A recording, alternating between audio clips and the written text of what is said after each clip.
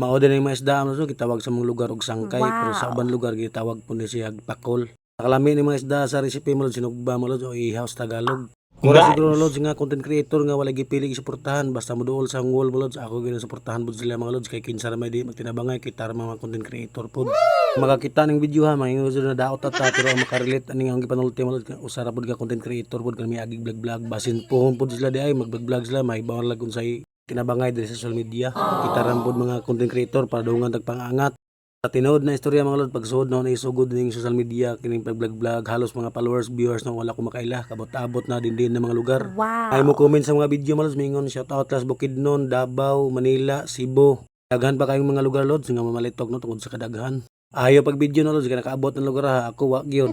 Pero nagpasalamat lang ko kay bisag dili may kaila ila akong gisuportahan. Sara ka dyan ikasulti sa inyo ha mga lods. Dagang kayong salamat sa pagsalig og suporta sa mga video. Shoutout sa inyong lahat diha. Unang kamo din mga content creator kagsugod advice sa inyo ha. Padayon kung tag-upload og video. Kolod sa mga video malipay lang na views og 500 og 200.